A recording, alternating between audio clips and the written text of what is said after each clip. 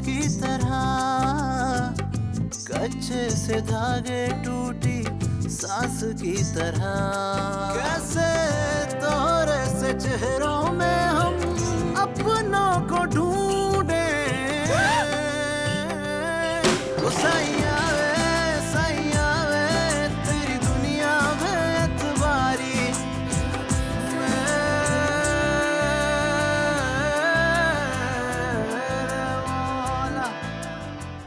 तुम इस बेवकूफ को ना उंगली पकड़कर चलाना सिखाओ, देखो फिर होता क्या है। और मैंने ये सब कुछ सिर्फ और सिर्फ तायाबू के लिए किया है। मैं सिर्फ उनकी बहू हूं। तुम्हारी बीवी बनने के लिए मुझे कुछ वक्त लगेगा। सैया वे तेरी दुनिया में एतबारी।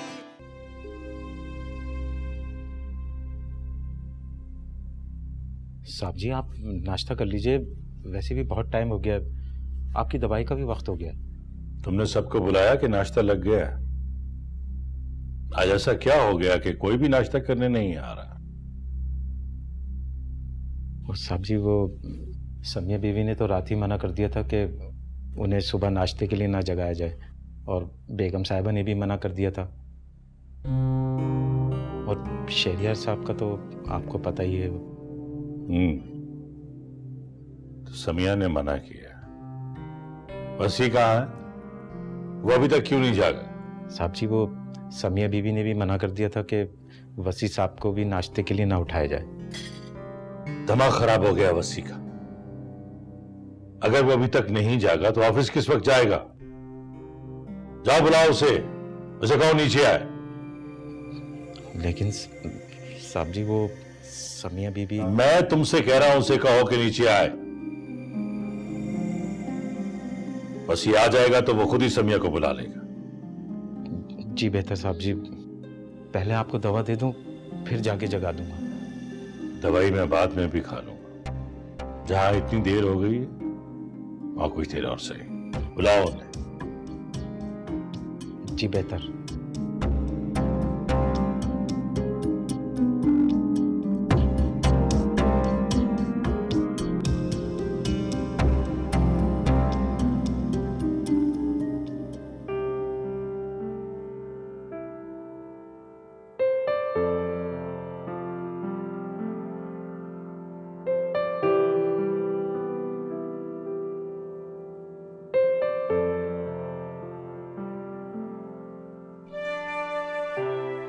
यकीन है कि तुम इस दुनिया की सबसे अच्छी बीवी हो। अब वैसे अगर मुझे किसी मैटर में आपकी गाइडेंस चाहिए होगी तो मैं आपको बता दूंगा, बट बाकी आप बेफिक्र रहें, एवरीथिंग इज ओके। सब काम तुम खुद देख रहे हो ना, मैं फिक्र करता ही नहीं। बस मेरी ये ख्वाहिश है कि तुम मुझसे कोई मशवरा किए बगैर सब काम अपने तजर्बे से करो।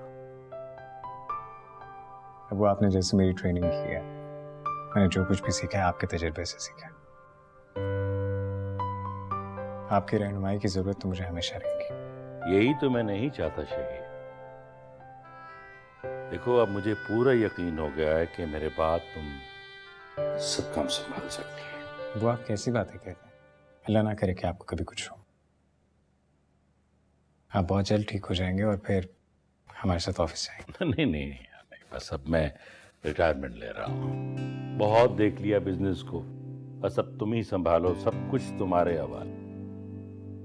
अच्छा, अगर आप रिटायरमेंट का सोच रहे हैं तो फिर तो आपको यही सोचना चाहिए ना कि आप छुट्टियां गुजारने कहाँ जाएं, एंजॉयमेंट के लिए क्या कुछ करें। अगर आप ये सब प्लान करेंगे फिर तो मैं आपके साथ हूँ, लेकिन अगर आप इस तरह मायूसी की बातें करेंगे और घर बैठने की बातें करेंगे तो इट्स नॉट राइट। खैर, अबू मुझे याद आया कि आज चचाजान के घर की डील हो रही है, तो चचाजान से कह दें कि वो सामान सारा वहाँ शिफ्ट कर लें।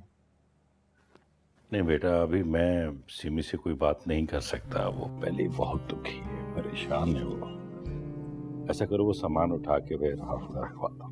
लेकिन अबू अगर उनसे पूछे बगैर, उन्हें बताए बगैर हमने कुछ ऐसा किया तो उन्हें बुरा ना लग जाए।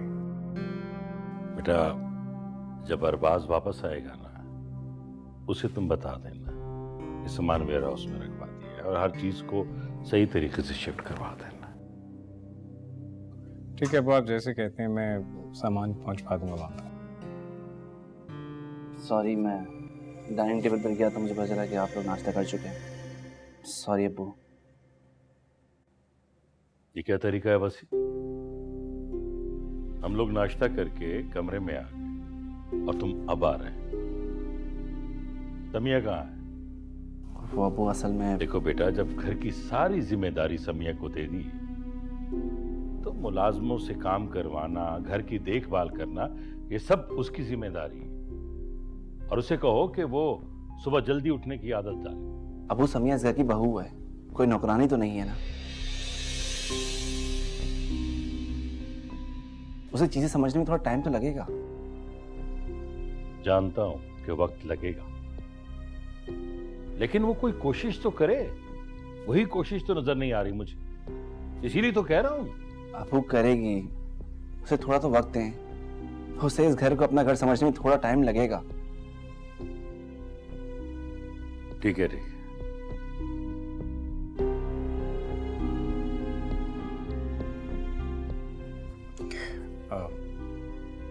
अब वो आपसे एक बात कहनी थी। हाँ कहो। अगर आप इजाज़त दें तो मैं शाकरा से कह दूं कि घर का सारा काम करने के बाद नीचे आ जाया करे, थोड़ी बहुत सफाई और मेरे कपड़े इस्त्री कर दिया करे। ठीक है, ठीक है। Thank you.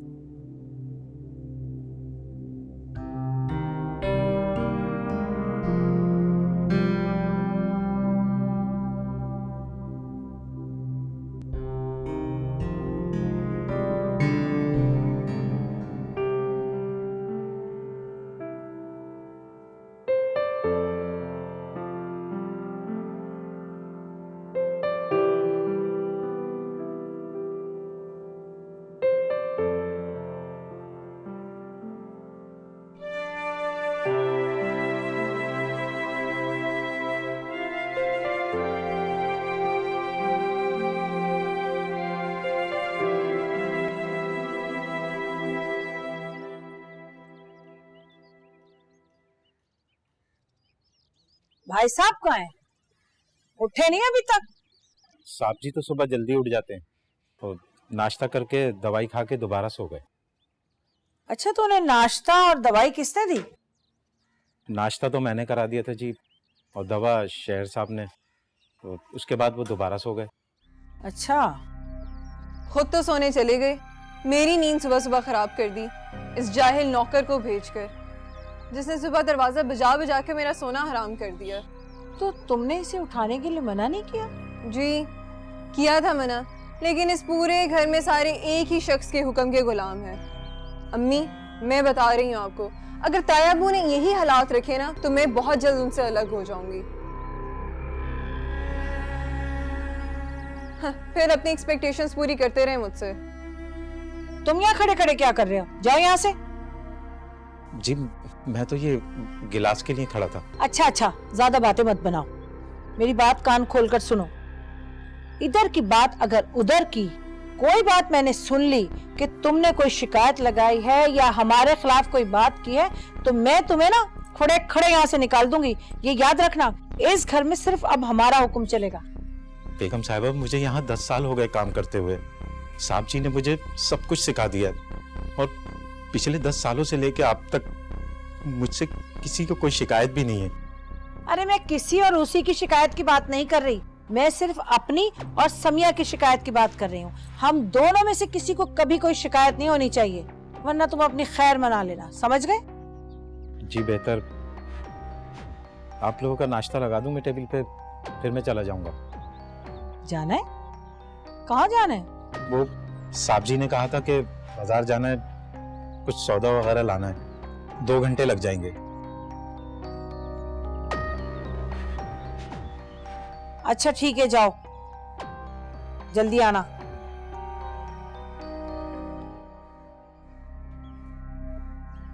देख लो। हाँ भाई, अब तो रायमा के पास भी नौकर और नौकरानी है। कुछ दिन रायमा को भी मजे लूटने दें, जब उसको नौकरों की आदत हो जाएगी और नौकर नहीं रहेंगे फिर मजा आएगा इसकी असल तकलीफ का। हाँ, ये भी तुम ठीक सोच रही हो, लेकिन तुम्हें चौकन्ना रहना पड़ेगा। शहीद आहिस्ता आहिस्ता अपनी साख बहाल करने की कोशिश कर रहा है। ये ना हो कि कहीं हमें डंड खानी पड़े। शहीद, उसकी तो हर हरकत पर मेरी नजर है, उसको मैं किसी हाल में कामयाब नहीं होने दूंगी। लीजिए, उठ गए बड़े साहब, अब देखें क्या हुक्म सुनाते हैं। उफ, इनकी तरफ से तो हर बार ये ऐसा हुक्म आता है कि खून खौल उठता है। अरे पता नहीं इनका दिन वाला अटेंडेंट आएगा कब। वसी कह रहा था जो दिन वाला अटेंडेंट है वो 2 दिन तक आएगा। शुक्र करें रात वाला आज आ रहा है, बस 2 दिनों तक ये मुसीबत बर्दाश्त करनी होगी। अरे बेटा, ये मुसीबत तो मैं सालों से बर्दाश्त कर रही हूँ। खैर, अभी तो जाएं आप उनके पास। मेरा पूछे तो बोल दिएगा बुखार है, 2 दिन तक बिस्तर से नहीं उठ सकती। 2 दिन तक जब तक अटेंडेंट नहीं आता, इनको मेरे से तो दूर ही रखें। हाँ, दूर हो जाऊं ताकि सारा मलबा मुझ पर गिर जाए। अरे वो दोनों तो सारा दिन गायब रहते हैं, उनको अटेंड सारा वक्त मैं करती रहूं। तो आपको कौन कह रहा है कि हर टाइम उन्हें अटेंड करें? बस 2-4 बातें सुन के निकल आया करें। हाँ, 2-4 बातें सुन के। अरे सारा वक्त उनकी फरमाइशें खत्म ही नहीं होती। हर वक्त कुछ ना कुछ होता रहता है इस घर में। ये कर दो, ये ला दो, उफ तौबा।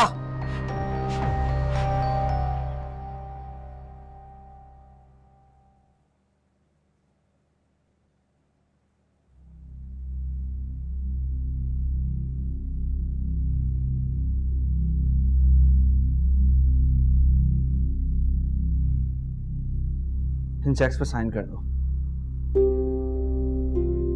ये चेक किस लिए? घर के खर्चे के लिए कुछ पैसे चाहिए।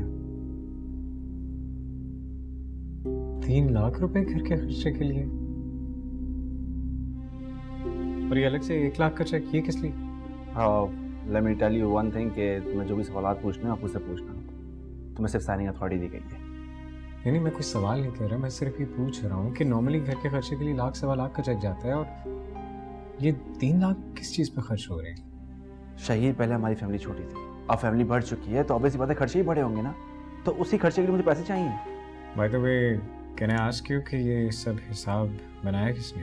यार तुम प्लीज चेक्स पर साइन कर दो ना। तुम मुझसे सवाल क्यों पूछ रहे हो? जो पूछना है मुझसे पूछो ना। अरे वैसे तुम किस तरीके से मुझसे बात कर रहे हो? मैं तुम्हारा बड़ा भाई हूँ, क्या बिगाड़ा मैंने तुम्हारा तो तुम इस तरह से मुझसे बात कर रहे हो? क्या हो क्या गया तुम्हें? मुझे कुछ नहीं मालूम, जो कुछ भी हुआ है या नहीं हुआ सब कुछ तुम्हें पता है। I don't want to say anything. तुम प्लीज इन चेक्स पर साइन कर दो।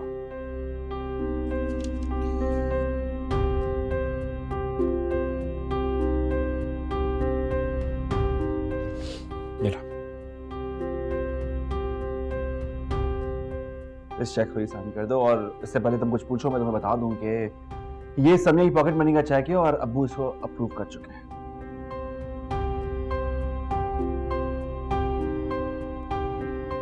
Thank you. क्यों है ये रिश्ते धूप की तरह, लगते हंसी है पर है झूठ की तरह। कैसे दोहरे से चेहरों में हम अपनों को ढूंढे, काले अंधेरों में हम सपनों को ढूंढे।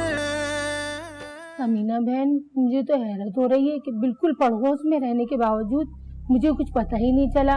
हालांकि आप तो कहती थी कि बेटे की शादी बड़ी धूमधाम से करूंगी, फिर अचानक ये सब कैसे हो गया? रेहाना, कुछ मेरी मजबूरियां थी, इसकी वजह से तकरीब नहीं कर सकी मैं। तकरीब तो खैर क्या होती, हम कामकाज में कोई हाथ ही बढ़ा लेते हैं आपका। अब अगर लड़की की शादी की खबर यूं ही आ जाए तो 100 बातें बनती हैं। वो दरअसल रायमा की शादी खानदान में हुई, बस खानदान वालों को ही खबर की थी। दरअसल रेहाना मेरी समधी की तबीयत ठीक नहीं है, तो वो चाह रहे थे कि जल्दी शादी हो जाए, इसीलिए इतना ये सब कुछ अफरा तफरी में हुआ। आप इन्हें समझाती, हमारे महल्ले में सालगिरह और हकीका भी इतना छुपके नहीं होता। छुपके तो शादी भी नहीं होती है। अरे हमने तो ये देखा कि कुछ लोग दूल्हा के साथ आए और दुल्हन को ले गए। बाद में पता चला कि रायमा तो पता नहीं कहाँ चली गई। मैंने आपको बताया ना, मेरी समधी की तबीयत ठीक नहीं थी, तो उनकी तबीयत की वजह से ये हुआ। मैं इंशाल्लाह बहुत जल्द मोहल्ले वालों की दावत करूंगी। अरे आप तो पढ़ी लिखी हैं, दुनिया देखी है आपने, ये तो जानती होंगी कि लोग दावत खाने के भूखे नहीं होते। वो तो बस ये चाहते हैं कि एक जगह रहते हैं तो गम खुशी में शरीक हों। यहाँ के रहने वाले तो हमेशा मेरे साथ रहे हैं, दुख सुख में तो आप लोग ही तो मेरे काम आते। इस पर तो मुझे शिकवा है कि हम तो बिल्कुल आपके पड़ोस में रहते हैं। चलें, जो भी हुआ मजबूरी समझ के माफ कर दें मुझे। आप तो कह रही थी ये लोग आपके अपने हैं, लेकिन मैंने तो कभी आते जाते नहीं देखा इनको। ये बड़ी गाड़ी कुछ दिन पहले नजर आई थी, शायद आपको वो छोड़ने आई थी। उसके बाद ये गाड़ी निकाह वाले रोज ही नजर आई। दरअसल रेहाना वो मेरी नंद के जेठ हैं, जिनके बेटे के साथ रायमा की शादी हुई है। दरअसल वो इतने मसरूफ रहते हैं, शहर और मुल्क से ज्यादातर वो बाहर रहते हैं, इसलिए हमारे घर में इतना आना जाना नहीं है। अब बहू का घर कहीं में शुमार तो नहीं होता ना। हाँ, एक लड़का जरूर आया गया था 2-3 बार, शायद वही आपका दामाद है। जी वही। जब ही मैंने सोचा आपकी गैर मौजूदगी में रायमा अकेली होगी। फिर ये कौन लड़का है, क्या करने आया है? मंगेतर वगैरह तो आजकल मिल ही लेते हैं। पुराने दौर तो रहे नहीं कि घूंघट में ही बीवी का दीदार हो। आप बुरा मत बनाइएगा, जो शिकायत थी वो मैंने कह दी। आपका दामाद निकाह के बाद कुछ दिन यहीं रहा था क्या? जी, मतलब सुनने में आया था कि उसके अब्बू बीमार थे और वो यहाँ रह रहा था। वो दरअसल मेरी वजह से यहाँ पे रुक गया था। मैं अकेली होती हूँ ना, इसकी वजह से मेरा दामाद परेशान हो रहा था, यही वजह थी। और आपकी फिक्र में अपने बाप को भूल गया, हैरत की बात है। रेहाना, मैंने तो आपसे चाय वगैरह पूछी नहीं, बातों में याद ही नहीं रहा। आप मुझे बताएं, चाय लेंगी या ठंडा? जी कुछ नहीं, मैं बस मिलने आई थी। मुझे कम ही टाइम मिलता है, लेकिन मोहल्ले की खबर रखती हूँ ताकि सबकी खुशी और गम का अंदाजा होता रहे। ये तो अच्छी बात है। फिर अब रायमा को मुस्तकिल ले गया है। जी जी। अब आपकी तन्हाई का ख्याल कहाँ गया? ऐसे 2 दिन रहने से तन्हाई का ख्याल करना क्या बड़ी बात है? रायमा को यहाँ रुकना नहीं चाहिए था।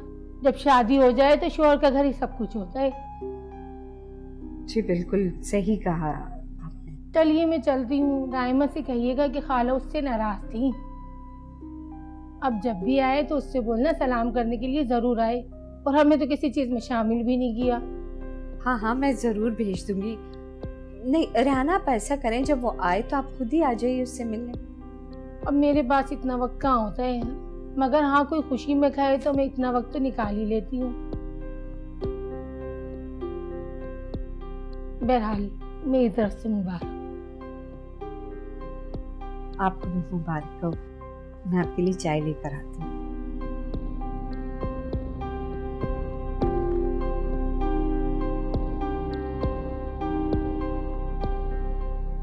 आप कुछ लीजिए ना भाई साहब। बस शुक्रिया।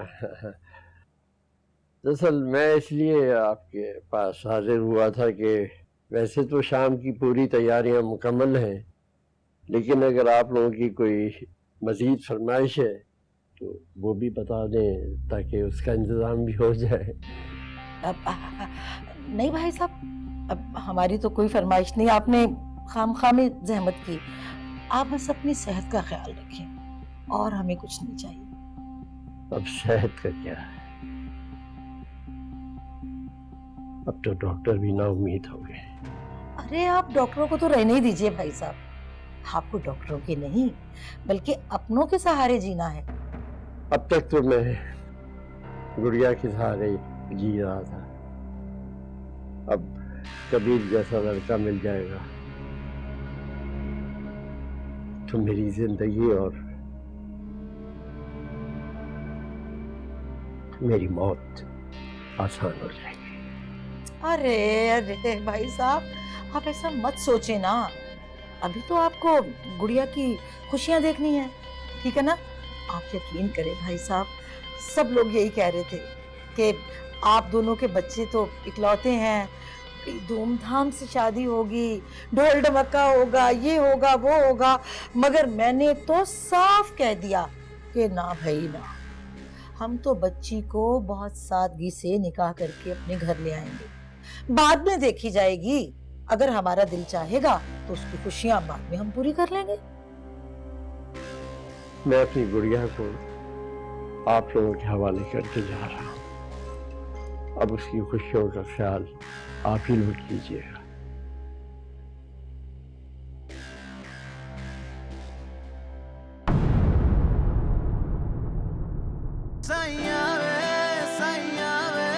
तेरी दुनिया में एतबारी। मैंने फैसला किया कि मेरे बिजनेस का 70% कबीर का होगा और 30% गुड़िया। अरे बेगम साहिबा, आप तो नीचे होती है ना, आपको नहीं पता कि ऊपर क्या होता है। एक्सक्यूज मी अंकल, मुझे आपसे कुछ बात करनी है।